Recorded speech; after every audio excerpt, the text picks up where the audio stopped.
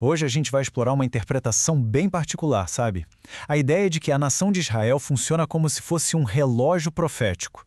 Ou seja, o que acontece por lá seria a chave para a gente entender a cronologia do fim dos tempos. E a base para toda essa análise é uma metáfora muito forte, que é essa que está aqui na tela. A de que Israel é, literalmente, um relógio. A ideia central é que os eventos que envolvem o país não seriam, assim, aleatórios, sabe? Mas sim marcos bem precisos numa linha do tempo divina. E aí vem a grande pergunta que a fonte que a gente está analisando busca responder. A proposta é que, se a gente observar a história de Israel, seria possível decifrar não só o passado, mas o futuro também.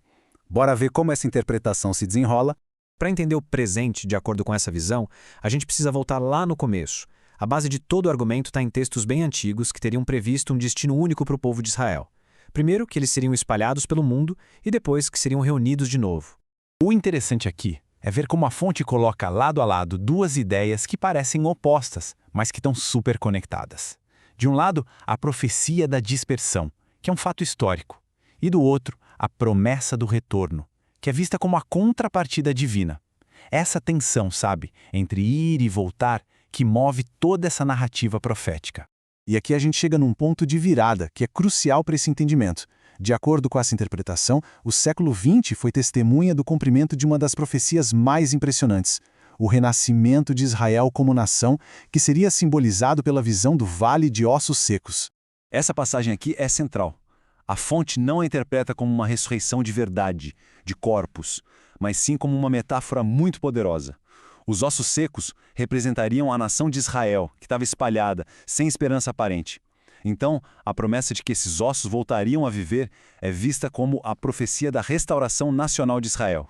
Essa linha do tempo é ótima para a gente ver como a fonte enxerga essa profecia se tornando realidade. Não foi algo que aconteceu do dia para a noite, foi um processo. Começa lá no fim do século XIX com o movimento sionista despertando essa vontade de voltar. Depois, ao longo do século XX, o povo judeu começa a retornar mesmo de forma sistemática e tudo isso culmina em 1948 com a proclamação do Estado de Israel, que é visto como o auge dessa promessa.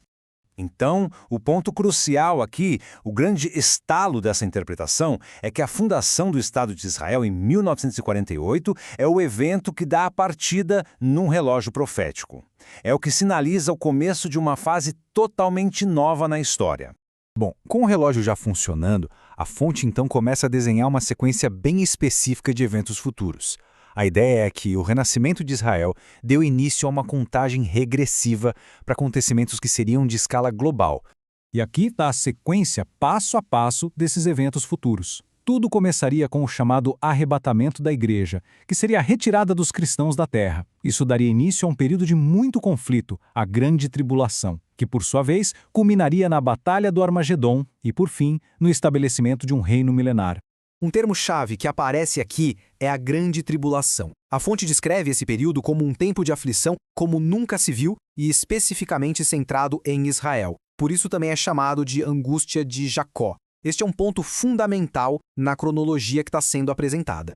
Mas quem seriam os protagonistas desses conflitos que estariam por vir? Pois é, a análise também tenta identificar nações de hoje em textos antigos, colocando elas como personagens-chave nos eventos futuros.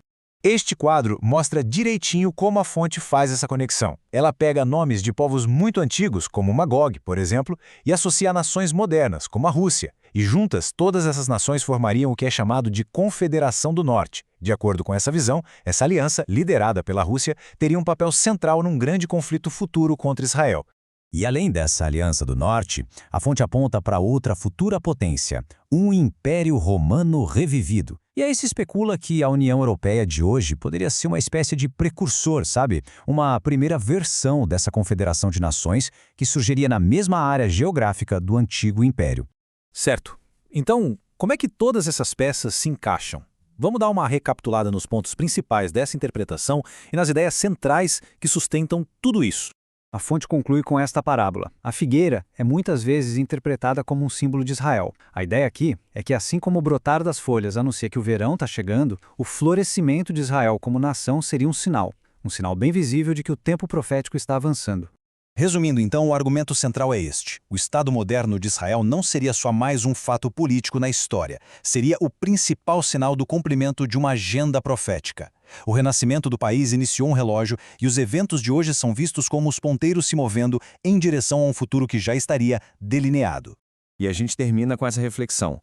Independentemente da perspectiva de cada um, é inegável que enxergar os acontecimentos atuais, não só como política ou história, mas como peças de um quebra-cabeça profético, isso transforma profundamente a interpretação e o significado de tudo. É uma ideia para se pensar.